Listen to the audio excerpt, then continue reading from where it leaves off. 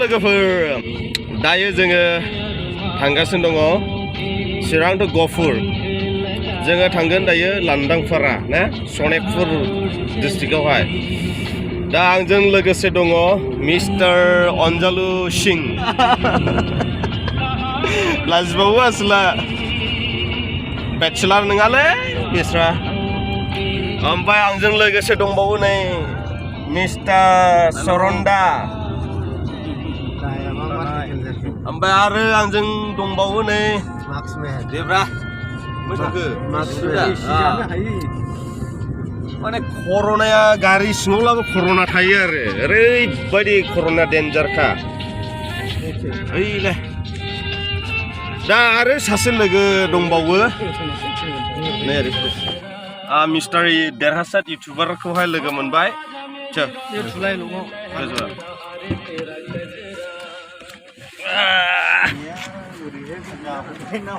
वेलकामलै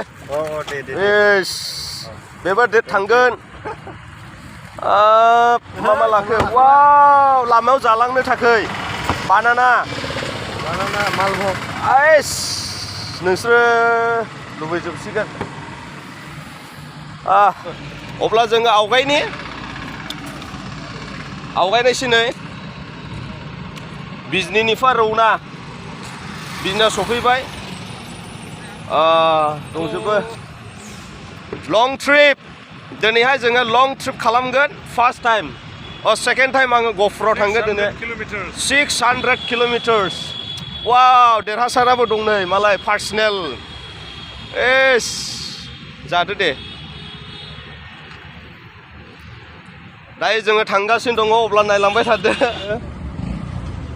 well फार्माव जोङो फैबाय ओमफ्राय दा बावैसोनि उनावनो जोङो सोना लागोन बेसेबां सोगोन 4000 वा लस जाजोबो ना बबेबा मोनसे जायगायाव थाङोब्ला जोंना बहुत हनै नायना लानो नै कहाँ है 4000 लिखा है क्या नहीं होगा वो तो लिख दिया कितना मिलेगा 4000 का कितना लीटर मिलेगा 42 लीटर मिलेगा 42 लीटर कैसे है अच्छा है ना क्या नाम है आपका पवित्र तालुकदार इधर ही जॉब करता है अच्छा बढ़िया है बढ़िया लगा है ना ओके बिथाङा फरायनिमोन बावाखै फैनाया वेलकाम लै बा बिराद माने सिन्था जादोंमोन आं लोगो मोनलायगोन ना लोगो मोनलाया ओमफ्राय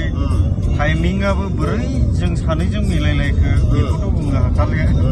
माने गोजौनिबो एसे थादेरबाय जाहैबाय बे खार'नाव लोगो मोनलायबाय दिनै फार्स्ट टाइम गहपुरावहाय जार्नि खालामनो मोनबाय आरो माने आंबो दिनैनि दिनादि माबोरै नोंजों गोरोबखो बेखौ आंबो बुंनो रोंलिया नङाब्ला आं हारसिंसो जालांगौमोन हयथ'बा नोंबो लोगो मोनलायाबो जानो हागौ मैयानिफ्राय कन्टेक्ट खालायबाय थानानै खुसि मोनदों आरो गोसोआवहाय माने लोगोजोंहाय गोदोबो ज' सिलिगुरिनिफ्राय गुवाहाटि फैनो मोनदोंमोन नामा दिनैबो गहपुर माने चिरां टु गहपुर आंथ' माने रेडि खासै जोङो लं ट्रिप मारिनोहाय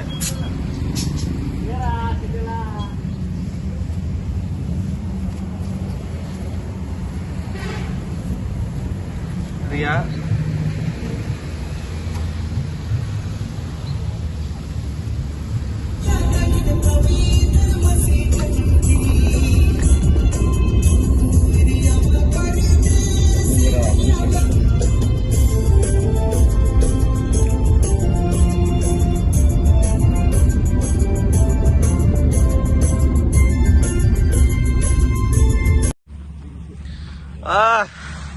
बासजों फैबाथ' बिदि मोनजानाय नङामोनलै देरहाबा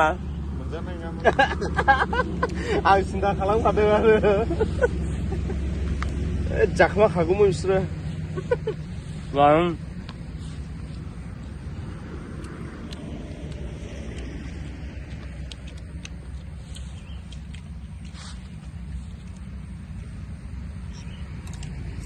जाना हो